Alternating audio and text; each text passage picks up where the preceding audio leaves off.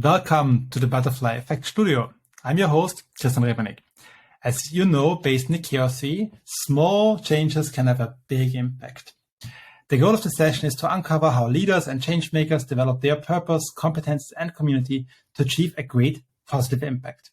Every of the episodes is packed full of ideas you can apply to your own life. In this conversation, I speak to Lisa Hendrickson.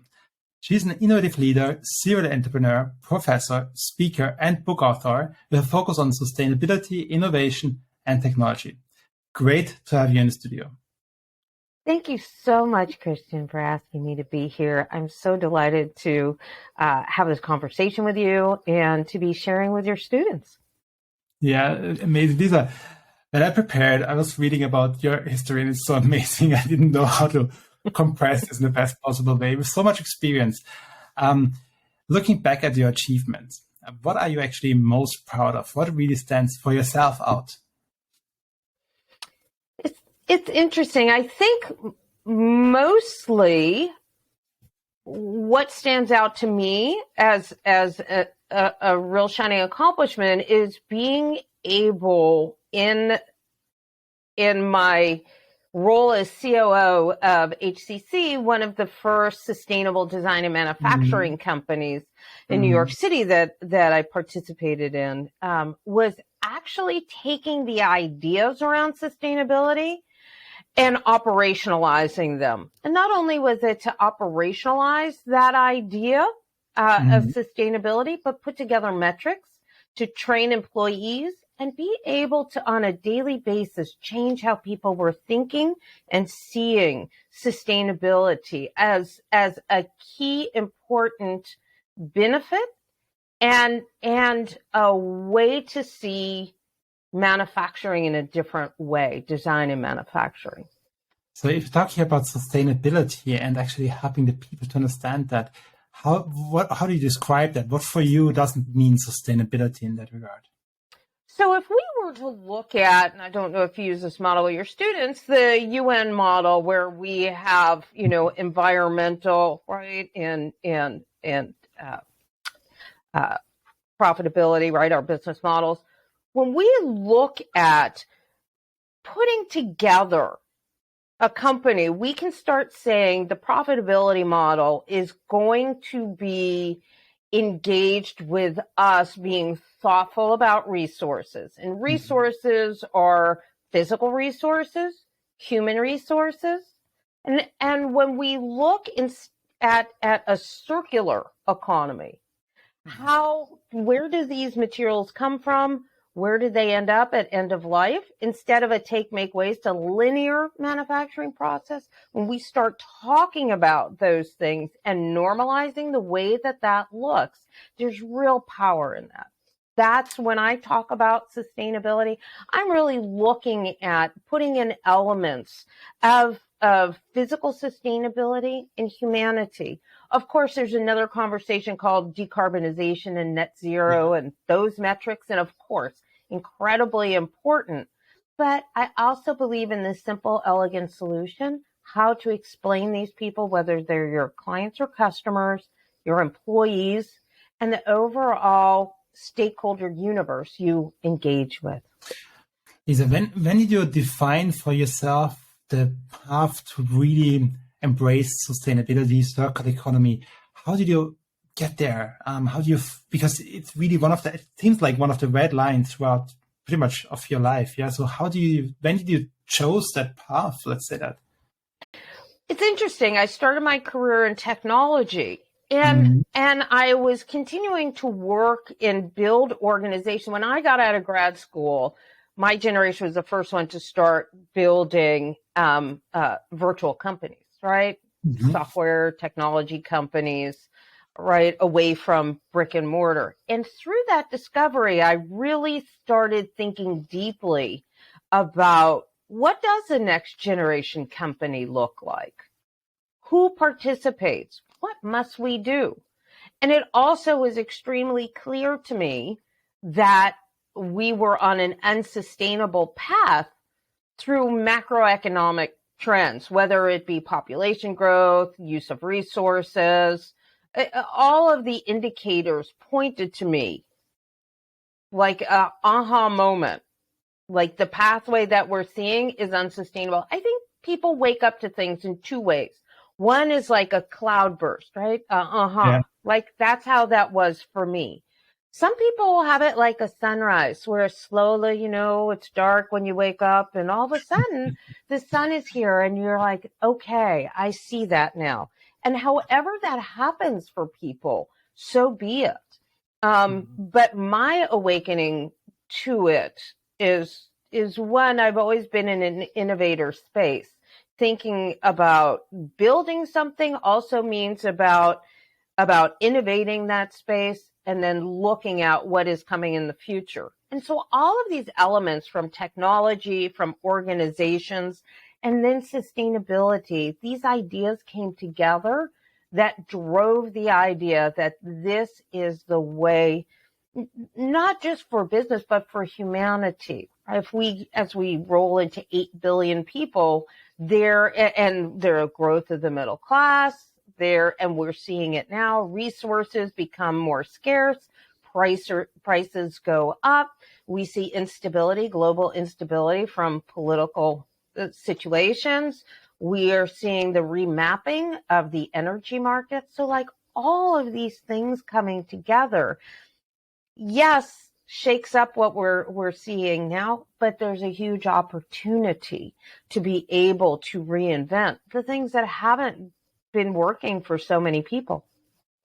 What is the because if you're describing this to me, I think it sounds like you have also most likely resistance. Yeah, on the other hand side, you say, hey, I don't see that I'm not there yet. Yeah, I don't have this kind of clarity on this perspective. How do you deal with the resistance? What is keeping you really going on that path? So, what a wonderful question. And as entrepreneurs and serial entrepreneurs, you should know the first answer to your question will be no. Mm-hmm.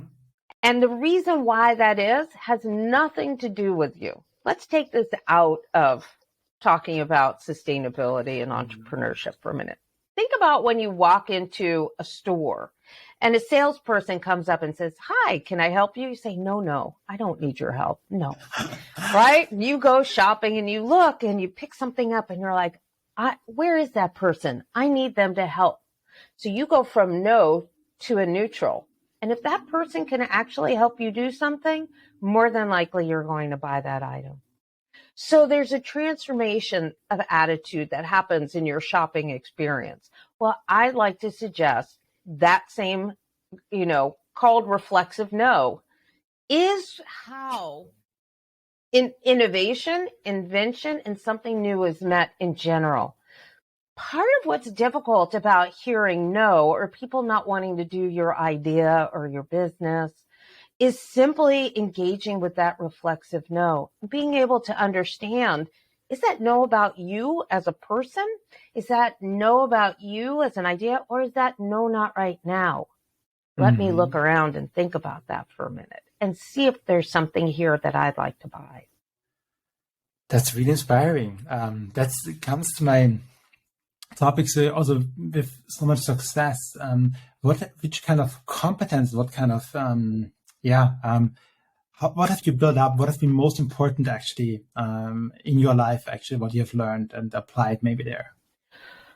So some of the best things the qualities that I say helped me as an entrepreneur is I am a lifelong student, and I take learning as serious as anything else, because when you come up against a world of no, you better have your ducks in a row to say, I know exactly why it should be yes and how to get to yes. You might have to ask 10 people to get to one yes because they can see where that is, and you have to be ready to be able to deliver on that. So often I feel like we're swimming in a world of mediocrity. Mediocrity that even if somebody's interested in your idea, you haven't gotten the foundational principles pulled together yet in order to make either a compelling argument or be able to show that you can operationalize that idea. There's a difference between being in love with your idea and being able to show that idea in a concrete, physical sense for people. The other thing that I'd like to tell entrepreneurs out there, if you have not taken an accounting class, please do so. You must be facile in understanding finance, because some of your first conversations when you're pitching to people is they have to have you be credible in understanding what you're asking for and how you are going to use that. It is incredibly important for you to be able to not only have your numbers down cold, but to be able to unpack, this is what a sample P&L looks like. And the P&L is really important. When you ask for money, you're talking a balance sheet conversation. You're talking about equity investment. We're understanding stuff. But when we go and deeply drill down to what will happen every day and how are you spending that money? What is your burn rate? Tell me what have a realistic TAM, show me your service addressable market, and show me where the money in a P&L is going to have a straight line to be able to get market share. So you have to be a serious student, and you need to be able to have that facility, to have credibility, to speak into that conversation about why your idea is so compelling. Right. And let me give you also an example about so often we are in love with our own ideas and think, we're going to like make a huge change. Go, okay, great. Whatever your company idea may be, or your invention or your innovation. So here is innovation versus change. So for those of you who didn't know life before a smartphone, Steve Jobs was competing against, and there are people out there, come on, I remember we had a little flip phone. It was like this. And if you had to text, right, you had to be like, A.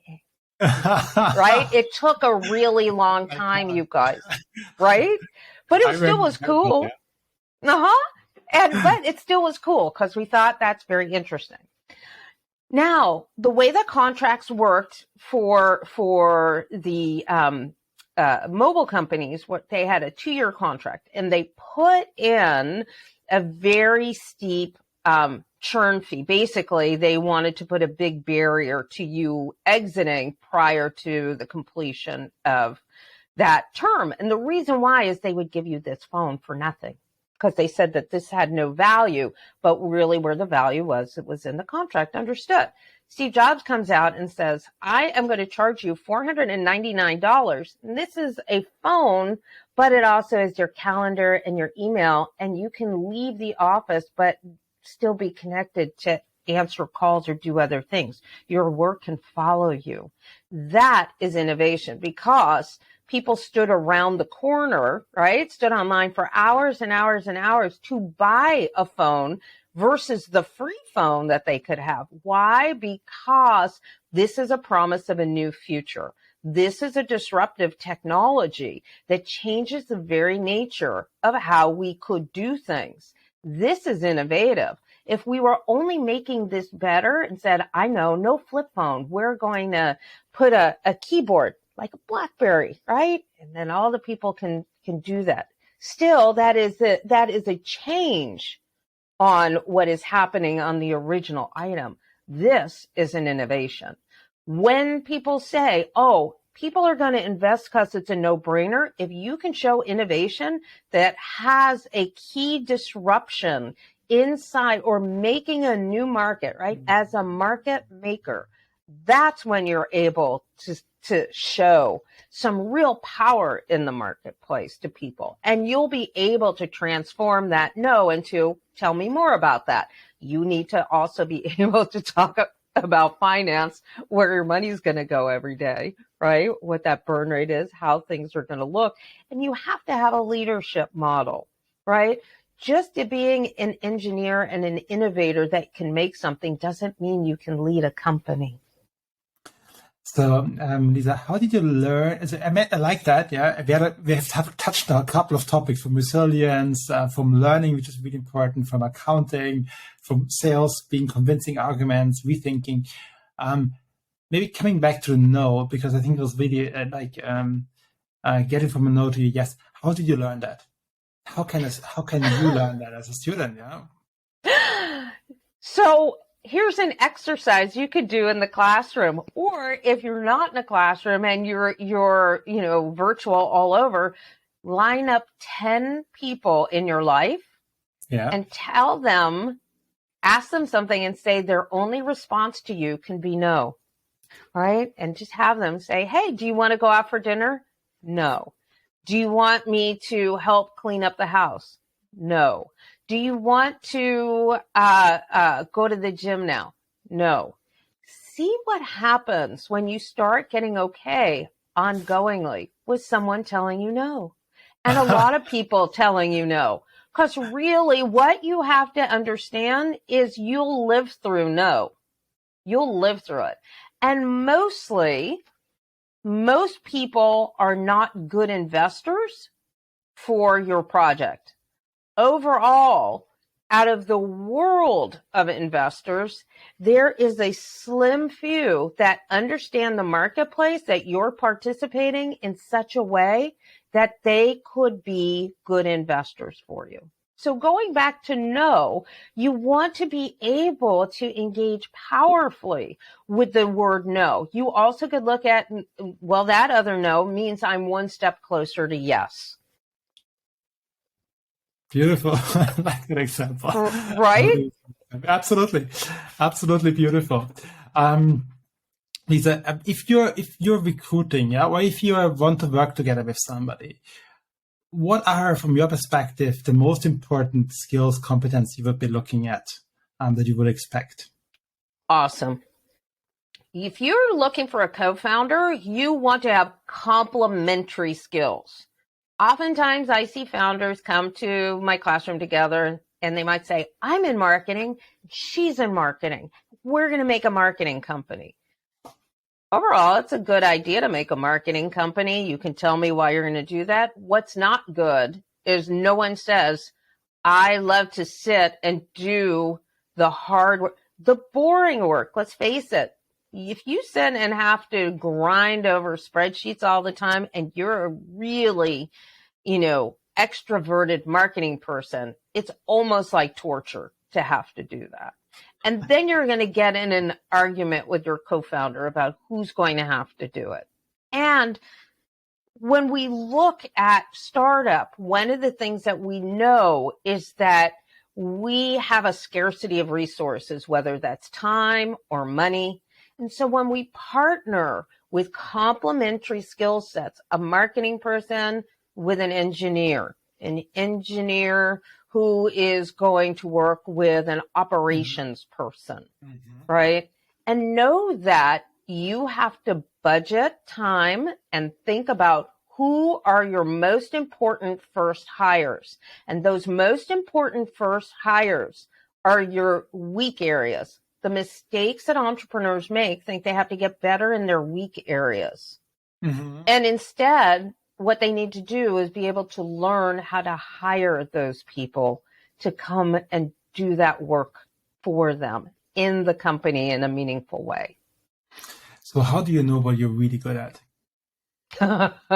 Some of it is that you have agreement in the marketplace. And what I mean by that is somebody's hired you to do this in the past, right? So you're working at a current company thinking about putting together a company yourself. And you may look at your own work in your own position.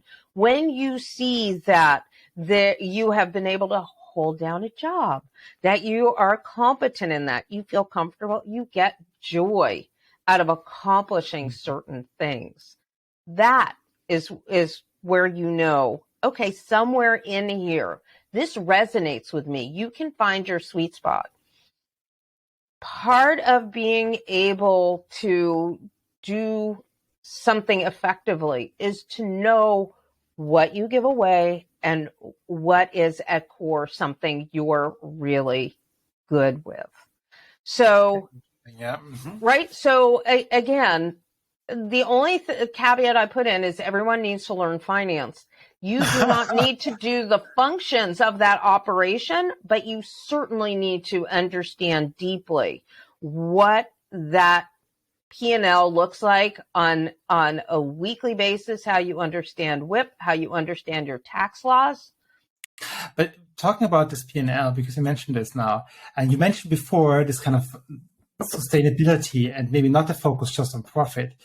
How do you bring this together? How do you help, especially also now, if you want to start a business, but also if you're running a business? Yes. How do you put this focus on circular economy maybe in place? Yeah. Exactly. You must decide what is the strategic imperative of this business. Mm-hmm. What must we do in order to have this be successful? Mm-hmm. We have to decide what are our principles. What do we believe in deeply in this company to make this work?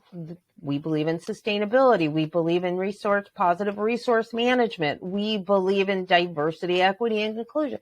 Whatever it is that you believe, that must be codified.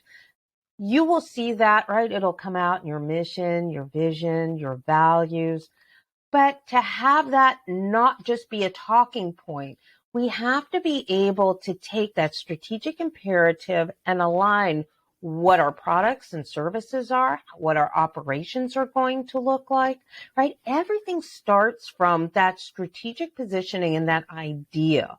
So when we made our company, what we decided was there were some facts. One, in the U.S., 60% of objects that are in the landfill come from the building trades. And I said, I don't want to participate in that. There's got to be a better way. We even zoomed down into, is garbage? Garbage. What constitutes garbage? What goes in there? What gets to be upcycled? What gets repurposed? Now, it means that you have to teach and train your people differently. So that's why you have to be able to take those ideas and be able to put them in from whether it's departments or however. What is that strategic imperative for purchasing? Does it mean that purchasing only buys from certified sustainable manufacturers? Does it mean that our waste will be upcycled and where? You know, what do these things actually look like? Will our products be shipped overnight, or will we find a more effective way? Will we buy carbon credits to offset the carbon that we're going to produce?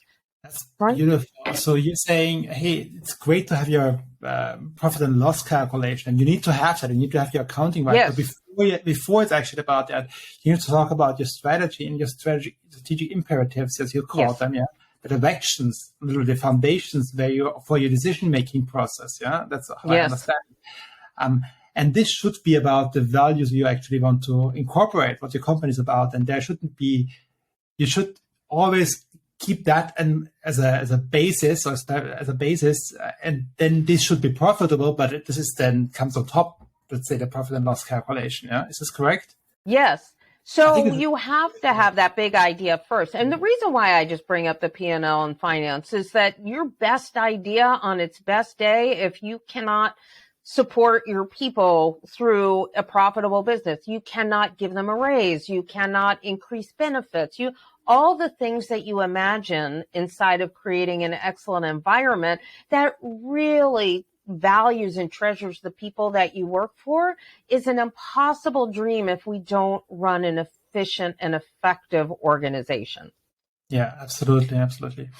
Lisa, I'm just looking at the time, and I would like to touch base on another topic with you, talking about your community, or who, from your perspective, has helped you the most in your life to be successful? Who should people maybe on our audience and students, who should they surround themselves with? And how can they also collaborate with them to use that actually?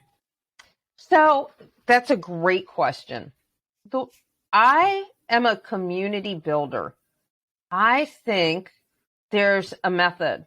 Give, get. We need to be giving as entrepreneurs.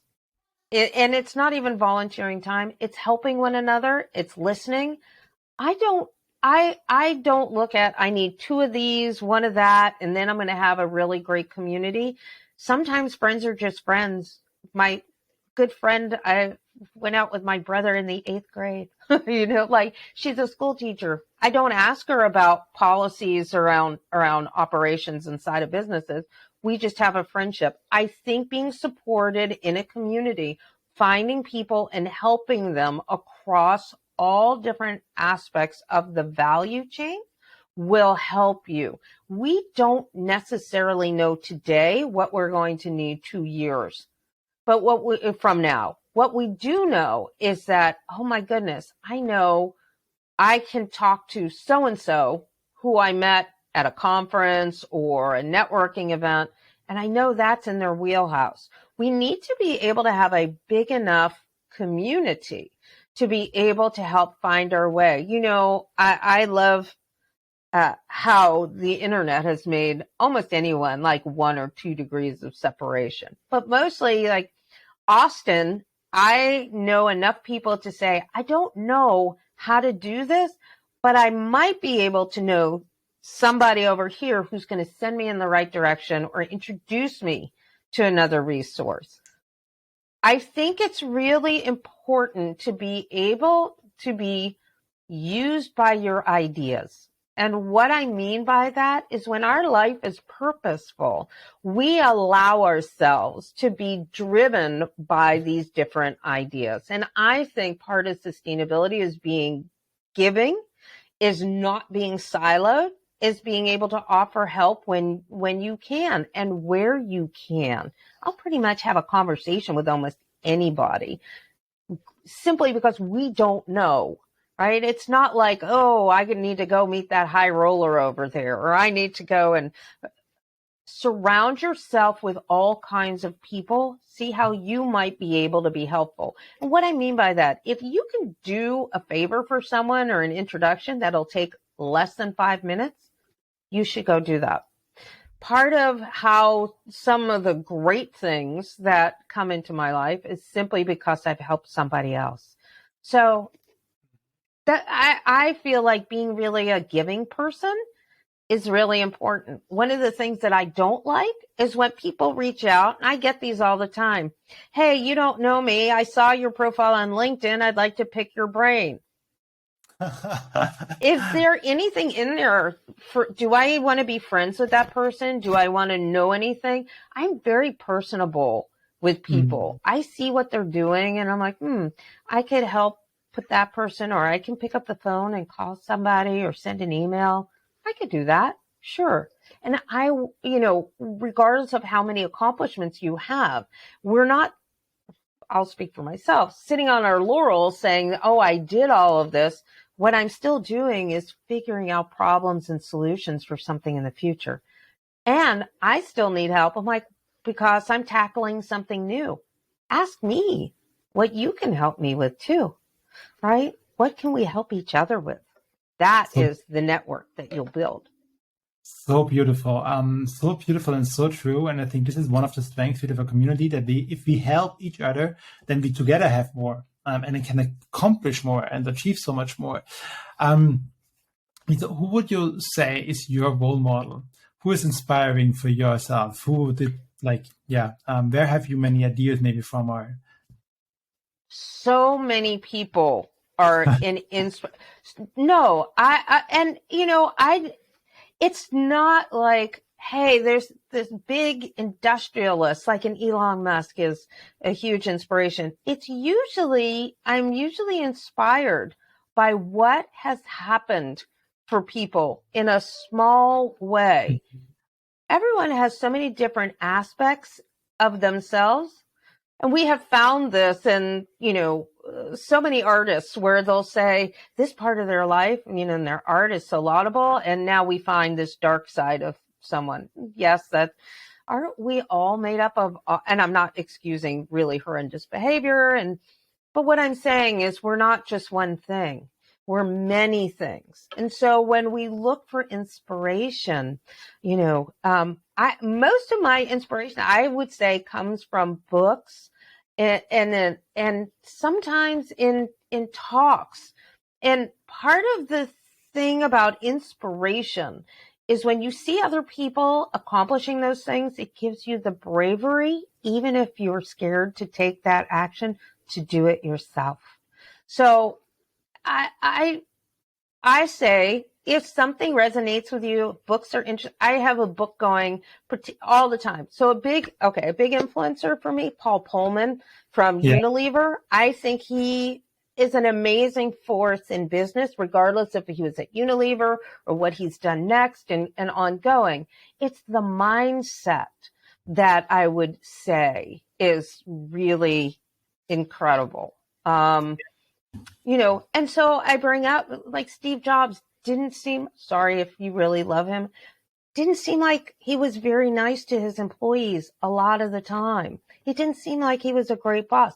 Did he inspire? Was he an innovator? Absolutely, he did all those things. But I think there's probably mixed reviews. So we really want to look at people from a human space.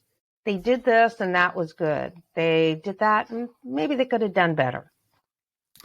I love how you say that many people actually can inspire you, and it doesn't need to be just big role models, but it could be literally the next person who's giving you inspiration and more conviction that you can do that as well. And this is what we are doing here as well. So that's really great. And I think it may be really inspiring for some of the listeners now. Looking back at your time when you finished school maybe, and then said, hey, you want to go maybe and study or to the next thing.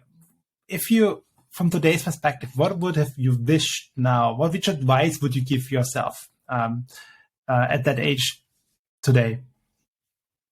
I'm sorry, say that again. What would I have done differently? Would you give your younger self at the absolutely.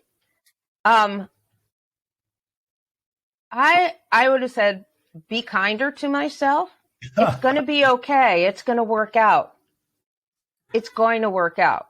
I used to have, like, the hard part about innovation and being on the forefront of things is there's a lot of formulation in a marketplace where some of it feels really real to you, but it may not be really real to other people, like the metaverse right now and where that's going to go.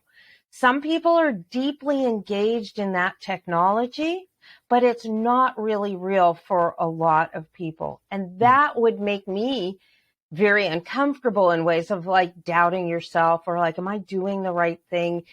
Am I expressing sustainability in a way that people can understand? So I would tell my younger self, it's going to be okay. It's just a road less traveled. So I would say that. And as long as you feel like what you're doing, I'm speaking to myself, has integrity, right? Has integrity in the action of it, that's the most important thing. So thank you. So it's also about kind of this, I like the sentence, follow the road, which is also less traveled, and don't also try that. Yeah. I think you don't need to hesitate. Just go that way. It's totally okay. And it might end up actually being great. Yeah.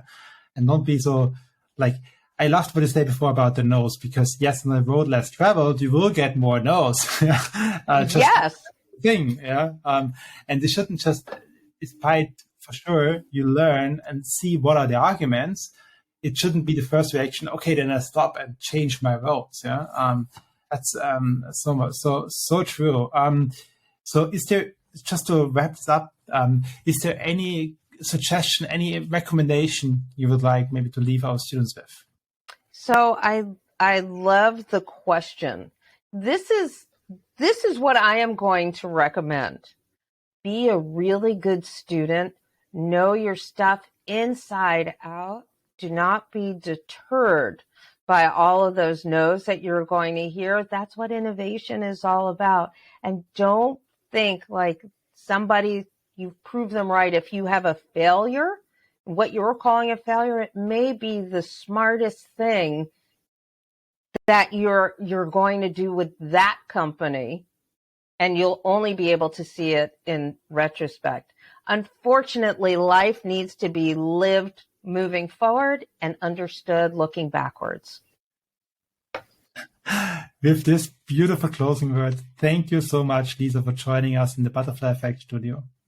I'm so delighted to be here. Thank you so much for inviting me.